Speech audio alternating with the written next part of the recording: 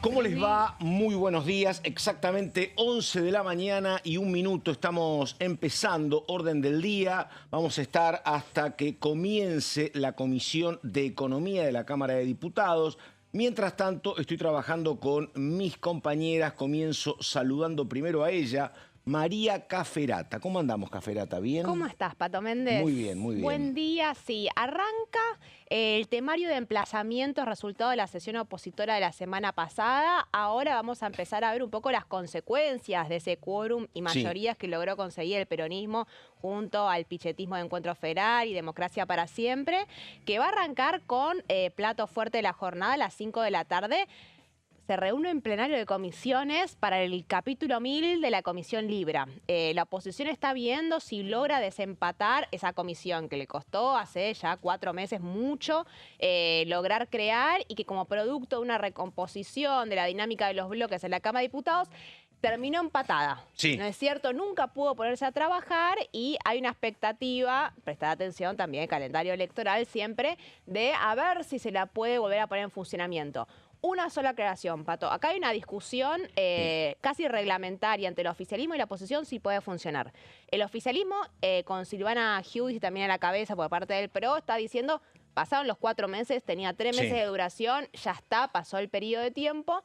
Y acá la oposición está buscando de modificar con el reglamento esta instancia. Prestemos atención porque fue uno de esos logros opositores que el gobierno tenía particular interés en que no sucedieran. Dijiste Miguel Pichetto por ahí, ¿no? Lo mencionaste. El pichetismo de Encuentro Federal. Exactamente. Voy con Romero enseguida, pero antes una declaración que a mí me llamó un poco la atención porque en esto es muy quirúrgico Miguel Pichetto, y anduvo por algún streaming diciendo que hubo un momento en la historia política argentina, era básicamente 2005, donde coincidía, y muy bien dice, el equilibrio fiscal con la obra pública, dijo. Así que nada. Gobierno de Néstor Kirchner, que siempre utilizan exactamente, donde él tenía diferencias que terminaron con su alejamiento y con él siendo candidato con Mauricio Macri, pero en aquel momento era el jefe del bloque de senadores del peronismo durante mucho tiempo. 10 años. Daniela Romero, ¿cómo le va? Que la vi trabajando mucho cuando yo llegaba, estaba en la puerta Romero matando el celular, y ahora otra vez. Decime, ¿qué puede pasar los próximos días en el Senado? ¿Algo estás averiguando? ¿Cómo estás, Romero? Buenos días. Buenos días, Pato. Buenos días, Mary. Sí, el foco va a estar un poco en la Cámara de Diputados por los emplazamientos. Recién hablaba Mary de la Comisión Investigadora de Libra, es uno de los temas calientes. También el foco en mañana los proyectos de los gobernadores por la coparticipación, la redistribución de los ATN y el impuesto a los combustibles en la Comisión de Presupuesto al mediodía y a las 4 de la tarde. Pero en el Senado están llegando los senadores a Buenos Aires para armar un plan para poder avanzar con todo lo que se aprobó en la Cámara de Diputados la semana pasada. El peronismo, como también pasó en diputados, en el Senado le quiere poner foco a los decretos delegados. Un poco vamos a estar repasando cómo fue que se rechazaron estos decretos. Me atrevo a decir que es lo más grave para el gobierno, si se quiere, de todo el temario de la oposición de cara al recambio legislativo, porque no tiene vuelta atrás. Una vez que esto en el Senado se rechace, ya está todo el trabajo del Ministerio de Desregulación con Federico Sturzenegger a la cabeza, que se encargó de hacer esta reestructuración de los organismos del Estado, haciendo uso de las facultades delegadas que el Congreso le otorgó al presidente Javier Milei vía la ley Bases. Todo eso estaría tirado a la basura, básicamente, porque se rechazaron 5 decretos clave en la Cámara de Diputados que en el Senado, si hacen una sesión, por ejemplo, este jueves, que entiendo que estábamos hablando de que se está por ahí barajando esa posibilidad, bueno, directamente ya se darían por derogados esos decretos. Después voy a volver con vos, porque como no sabemos el tiempo que tenemos, vamos a ir alternando, no hagamos las placas formales y corteses. Me va contando un poco de lo más importante de Libra, Cafferata, y un poco vos. Porque te digo una cosa, creo que los tres escuchamos. Muy duro salió Venegas Lynch, hijo, sobre los votos que vos vas a señalar, cuáles fueron votos de gente cercana al gobierno que terminó votando a favor de los decretos. Estoy a punto de dar los nombres. ¿Lo viste a Venegas Lynch diciendo eso? No, no lo había visto, pero sí. Durísimo salió. Sí, creo que era por Rivadavia. Te adelanto que fue sí, como la mayor traición que sintió el gobierno. Y vos creo que habías contado algo, que votaran lo que se votó en materia, por ejemplo, de presupuesto universitario era previsible, pero que votaran la derogación de los decretos en el gobierno llamó mucho la atención. traición no está tanto en el voto que es a favor de rechazar el decreto. La traición está en la cantidad de ausencias que hicieron, un vaciamiento de todo el PRO. No me dejaron dar los nombres, dijo Venegas Lynch. Yo bueno, pero los nombres sí son iba a ser un escándalo. No, claro. pero los nombres son públicos, entras en la web de diputados y vos podés ver cómo se votó en una pestaña que dice sesiones, vas a votaciones y podés ver cómo votó en cada uno de los expedientes cada diputado. Lo que sí te puedo decir como lectura rápida, porque fueron 5 decretos, tienen votaciones distintas, más o menos. Los aliados se concentran en la cantidad de ausencias que son muy grandes. También encontrás gestos, por ejemplo, a mí me sorprendió el de Ana Clara Romero del PRO, la chubutense de Nacho Torres, que sí, en algunos decretos ella estuvo a favor de que se rechacen. Pero si vos vas a hacer un panorama de cómo votaron los aliados, te diría que se ausentaron más que otra cosa. Bueno, Caferata, a ver, contame el núcleo de lo que puede pasar con Libra. A ver, y cómo se va a zanjar la pelea, que es una pelea muy intrincada a nivel de reglamento, me parece, porque estamos siempre un poco estancados en la conversación de la comisión para que investigue la comisión. Hay un largo periodo, hace ya 4 meses, para intentar explicar qué es lo que está pasando con esta intención de la oposición de investigar este criptoescándalo que se generó el 14 de febrero por la noche, el Día de los Enamorados, cuando el presidente Javier Milei tuitea... Ese es un agregado ad hoc, ¿no? Que es el Día de los Enamorados, pero a ver. Sí, hubo mucho chiste al respecto. Quienes estaban prestando atención al Twitter del presidente el Día de los Enamorados a la noche. Te sorprende, la respuesta te sorprenderá. Todos los periodistas será la respuesta. Que recuerdan... difundiendo un proyecto vinculado a una criptomoneda Libra llamada Proyecto Libertad, que a las pocas horas de que el propio presidente la difunde se termina perdiendo todo su valor y generando pérdidas millonarias. Esto derivó en una investigación judicial que tiene sede en la Argentina, otra en Estados Unidos, que es la que está avanzando de manera más importante, y con un interés de parte de la oposición en el Congreso de investigar por su cuenta, pensando que la justicia en la Argentina no iba a avanzar con esa investigación. Hace 4 meses que la oposición está buscando poner en funcionamiento esa comisión investigadora. Hasta ahora logró conseguir el número, pero ¿qué fue lo que pasó?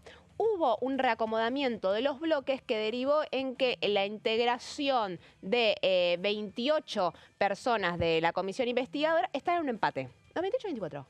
Ya me confundí. Bueno, un número par de... Son 28, sí. Son 28, 14 y 14 entre el oficialismo y a sus aliados, por un lado, y la oposición, y la oposición, que impide la designación de una autoridad que permita empezar a pedir prueba. Esta es una comisión que nunca se puso en funcionamiento porque va la oposición, dice, queremos que Sabrina Selva sea nuestra candidata, Sabrina Selva del Masismo, provincia de Buenos Aires, la respaldamos para que sea nuestra candidata, perfecto, tenemos 14 votos. Después va el oficialismo y sus aliados, dicen, nosotros lo proponemos a Gabriel Bornoni, va, se vota y también tiene la misma cantidad de votos.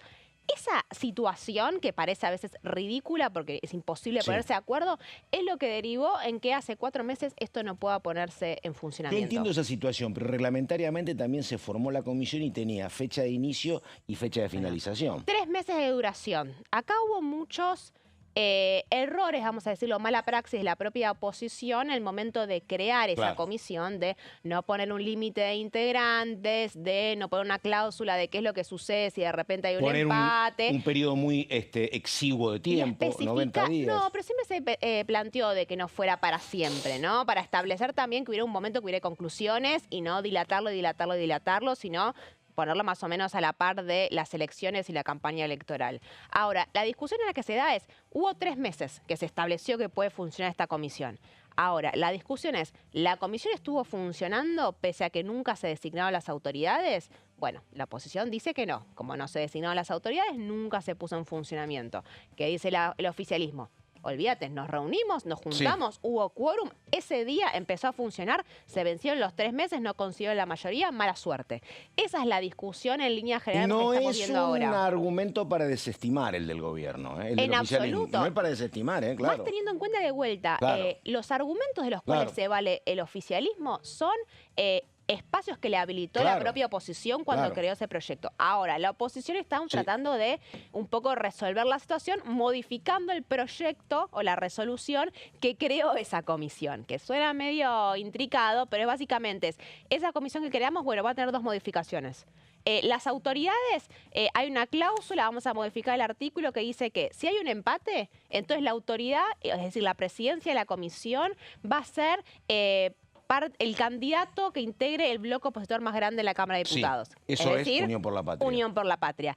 Además, esa autoridad, ese presidente de la comisión, va a tener posibilidad para desempatar, es decir, que cada vez que se pide, se vota, ¿no? No es cierto recabar prueba, pedir informes a la justicia, traer testigos, todo eso se vota en la comisión. Testigos vinieron a favor del argumento, hay que recordar, a favor del argumento del gobierno que estuvo funcionando, vinieron muchísimos convocados, ¿no? Con testimonios muy importantes en su momento. Muchos, pero prestemos atención, mucho técnico con testimonios muy valiosos para el trabajo. Mucho especialista en informática. Muchos especialistas en informática, hubo periodistas. Hubo uno que se dio vuelta, que dijo una cosa antes y otra después. Hubo especialistas que trajeron los aliados del oficialismo que terminaron saliendo un poco el tiro por la culata, pero ahora, lo que le interesa a la oposición es que haya funcionarios del gobierno. Eso es lo que no hubo. Y recordemos que la comisión investigadora, como la comisión de juicio político, se le dio la facultad de traerlos por la fuerza pública, que eso es lo importante. Al no haber autoridades y nunca se vote las citaciones a los testigos,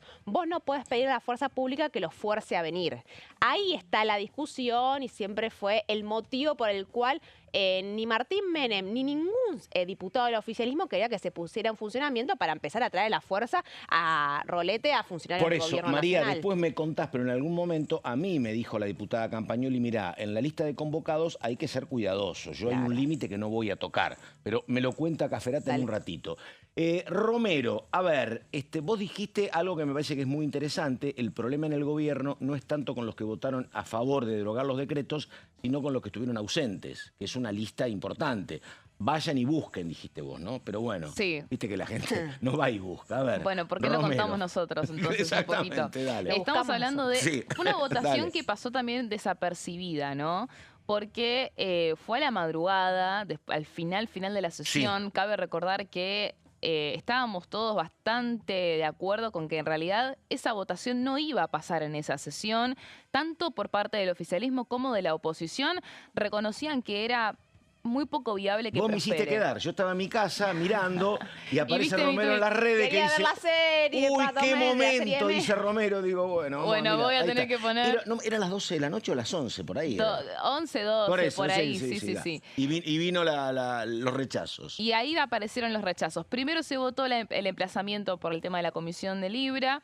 Y después al final fueron los decretos. Una iniciativa del peronismo que, como dijimos recién, en el Senado estaba presionando para acelerar el rechazo de estos decretos, que requirieron mayoría simple. Hubo un intento de debate reglamentario sobre cuál era la mayoría que correspondía. Pero en fin, lo que sucedió fue que se rechazaron 5 decretos, uno que es el 462. Son 80 artículos que tienen que ver con los organismos de economía. Estamos hablando de la transformación o, más que nada, desconcentrar organismos, institutos de economía que tienen que ver con el INTI, el INTA, organismos que tienen que ver con agricultura. De hecho, hoy cabe destacar que en el boletín oficial salió otra disposición que suprime la Dirección Nacional del INTA,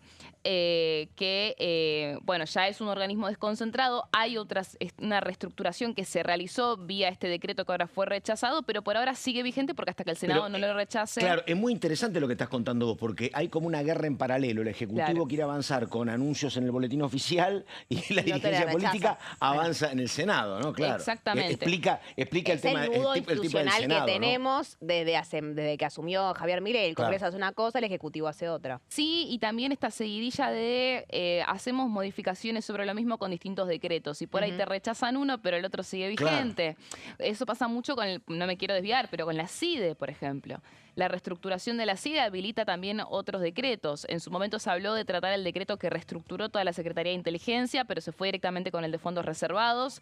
Pero en fin, hay un montón de agujeros, por así decirlo. El Congreso trata solamente algunos de los decretos, pero no todos. Y acá el gobierno también está evaluando cuáles son sus posibilidades de poder sellar un poco más todo este trabajo que hicieron. Que además, lo hemos dicho, pero creo que conviene reiterarlo, se da esta particular pelea porque también se da una anomalía en lo que es la historia de los últimos 40 años. Un gobierno, todos los gobiernos recurren a los decretos, pero todos los otros gobiernos tenían mayor representación en diputados o senadores y el Congreso terminaba convalidando el decreto. Sí. Ahora está en franca minoría el Ejecutivo en el Congreso, entonces obviamente estos choques son más continuados.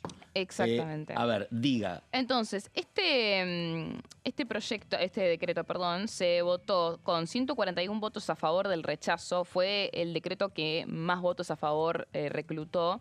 65 en contra.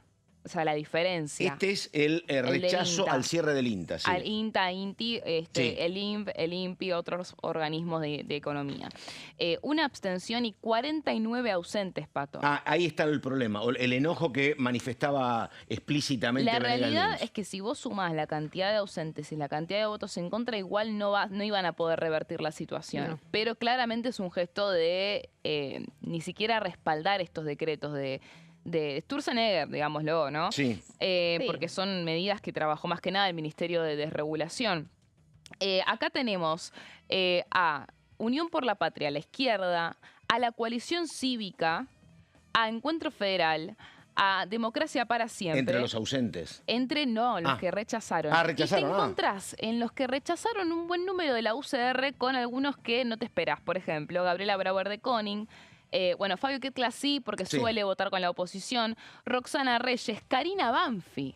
Mirá vos, claro. Soledad Muy alineada Carrizo. con el gobierno en casi todo lo otro. Más o menos. Bueno, Últimamente no sí. tanto, pero sí. A ver, Karina Banfi, Por desde eso. que el bloque radical que preside Rodrigo de Loredo ha tomado la Alguna decisión vez de han votado, acompañar pero- las decisiones del Sí. gobierno, Karina Banfi está alineada con el sector. Sí. Ahora, hubo una diferencia en la sesión pasada a raíz de lo que pasó con el veto a la emergencia en Bahía Blanca, que ahí Karina Y ella, Banfi provincia de Buenos se Aires, claro. compromete a participar de la sesión y dar quórum, que no estaba dando quórum, si sacaban ese veto, porque ya denunciaba que no estaba el número, los 2/3 para insistir en la ley, no quería que se cayera.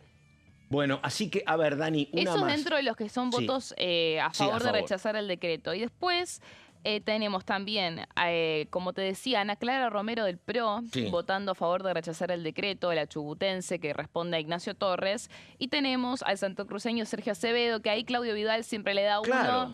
Uno y Y uno. el otro, uno Claro. y uno, siempre juega así. Además, Acevedo, la verdad, es un hombre que públicamente no está. No creo que esté enojado con ese voto, por ejemplo, Venegas Lynch, porque No. Acevedo es un tipo que está. La verdad, Pero- claramente no comparte un montón de No, cuestiones del Acevedo modelo. es la votación de Claudio Vidal que siempre va con la oposición. Exactamente, Sí. exacto. Después, Pero me parece que sí, lo que decís vos, Banfi, el, otro de por ahí. el santafesino Mario Barleta y Roberto Mirabella también, ahí colaboraron un poco con que llegue ese número. Después, los demás decretos tienen que ver, por ejemplo, el decreto 345 que fue rechazado con 134 votos. 51 ausentes tuvo ese, por ejemplo, que tiene que ver con la fusión y la eliminación de institutos culturales. Este Instituto ¿no? del Teatro, por ejemplo. Exactamente. Ahí les cuento a ver. una breve aclaración. Hubo llamados de actores y actrices Claro. bastante famosos que ustedes conocen Claro. a los gobernadores Claro. diciéndoles que si terminaban fallando en esta instancia, después se olvidaran de recorridas o visitas a las provincias y demás. Es que es un tema como siempre, ¿viste? Porque la verdad que estuve viendo. Hubo militancia de los actores, quiero Y no, decir, es de que, ahí por para ejemplo, volver a ¿viste? ese Cuando decreto. se estrena una película, a cuestión de. Preguntan por la película, pero le preguntan a los actores qué opinan de este Sí, tema. sí. Todo, nota que hay, están opinando los actores de esto. Sí. Sí, todos. Después el decreto 351, que tiene que ver con la transformación del Banco Nacional de Datos Genéticos, ese tuvo 133 votos afirmativos, 69 negativos, 2 abstenciones y 52 ausentes. Sí. Después el decreto 340, que es en realidad un decreto de necesidad y urgencia, que es el que desregula la Marina Mercante Nacional, y dentro de ese DNU también está la restricción del derecho a huelga. Esto fue judicializado y está frenado por la justicia. Tuvo menos votos afirmativos, 118, 77 negativos, 8 abstenciones y 53 ausentes. Fíjate que el factor común es la cantidad de ausentes que hay. Claro. Ahí esos Claro. ausentes estaban presentes para la votación y por ahí era rechazado. Claro. Sí, en el caso del DNU de Marina Mercante, sí. En el caso del resto creo que no da cuenta. Digo de Marina Mercante. Perdóname, una consulta, Romero, que algo dijiste vos. ¿Qué crees que va a pasar si ponele que se reúne el Senado esta semana o la que viene, estos decretos son derogados? Vos decís, hay una pelea técnica porque el Ejecutivo va a enviar otro decreto que involucre estas cosas. ¿Qué crees o cuál crees que puede ser la respuesta del Ejecutivo si viene el rechazo en el Senado a estos decretos en 10 segundos? Perdóname, Caferata, vos me dijiste que había todavía temas pendientes. ¿Qué más tenés del tema Libra? No, el tema pendiente, tema Libra, vamos a ver cómo se resuelve hoy. Lo más probable es que tengan el número para dictaminar y después hay que ir a una sesión para impulsarlo. Y ya sabemos lo que pasa en la Cámara de Diputados. Cada vez que se intenta avanzar con el tema de Libra, se termina cayendo. El tema estábamos, eso decía yo. Había gente de la propia oposición que decía, con las convocatorias no hagamos tabula rasa, tengamos cuidado. Sí, eso sigue primando. Porque hay muchos gobernadores que no les gusta dar quórum para este tema. Claro. Y siempre es un factor que desincentiva a veces conseguir el número. Y hoy por hoy la oposición tiene dos objetivos. Ahora, esta semana, avanzar con la agenda de emplazamientos que arranca con Libra, pero prestemos atención fundamentalmente qué va a pasar mañana con los proyectos de los gobernadores. Ahí vos tenés la eliminación de los fondos fiduciarios y el reparto de los ATNs y el impuesto a los combustibles líquidos, porque si hay dictamen, la semana que viene va a haber sesión. Y si la semana que viene hay sesión, es muy probable, te diría que es casi inevitable, que las leyes se sancionen y ahí ponen un brete a todos los gobernadores que la semana pasada cerraron una alianza con La Libertad Avanza en sus provincias y que ahora tienen que ver qué es lo que hacen para un proyecto que ellos mismos impulsaron. Acá estamos hablando de Rogelio Frigerio, estamos hablando de Leandro Esdero, estamos hablando de Alfredo Cornejo. Entonces, ahí hay que ver qué es lo que hacen estos gobernadores que están esperando a ver qué es lo que les dicen de parte del Ejecutivo. Y a mí me dicen, Pato, que por ahora no hay una oferta. Y pasa lo mismo con los gobernadores del norte. Los gobernadores del norte la semana pasada no dieron quórum. Les preguntas, bueno, que hubo una negociación. ¿Que habría opción de veto también sería el camino? Bueno, la opción, el gobierno quiere blindar ese veto. Ahora, todavía hay una expectativa de parte de los gobernadores de que el gobierno diga, bueno, está bien, repartimos los ATN entre nosotros. Los digo de manera muy burda, pero es un poco esa la conversación que se está teniendo. Recursos, intereses particulares que tienen las provincias. Dame los ATN y yo hago las rutas, bueno, por ejemplo. Eso todavía no está. Bueno, a ver, Dani, quedamos. Decime, ¿cuál puede ser que crees la respuesta del Ejecutivo si pasa esto? Envió el decreto Sturzenegger, se lo derogó diputados, se lo deroga senadores. ¿Se queda en el molde del Ejecutivo o contrarresponde de otra manera? Va a contrarresponder seguramente. Hoy, como te mencioné, ya vimos que empezaron a sacar otros decretos sobre estos organismos. Es muy probable que se pisen otros decretos. Es una de las estrategias que podrían llegar a barajar para mantener, aunque sea, algunas medidas dentro de estos organismos. Pero si yo te digo, los conozco, aunque sea un poquito, a los libertarios, la bajada, y esto fue una bajada que también fue con las privatizaciones. Si no nos dan las privatizaciones, si no nos dan la desregulación, si no nos permiten avanzar con esto, vaciamos todo, vamos a la quiebra con las empresas. Si estos son los institutos, despedimos a todos, ajuste y motosierra a fondo. O sea, no se van a quedar en el molde y dentro de las posibilidades que tengan desde el Poder Ejecutivo, van a avanzar todo lo que puedan. Tampoco tienen que cumplir con ningún presupuesto. Tampoco tienen que cumplir con ningún presupuesto por ahora. Ahora, si vos me preguntás, ¿hay una estrategia que ya está definida con respecto a cómo proceder con todos estos decretos? La respuesta es no, Pato. Yo te estoy hablando de lo que yo... Pero me estás dando un título que es un temazo. Está bien, yo quiero cerrar el INTI, ¿ustedes no me dejan? Lo vacío. Exactamente. Es como piensan ellos. Y así como piensan con el tema de los organismos, piensan también con las empresas públicas. Fue como también bajaron en línea con el tema de las privatizaciones.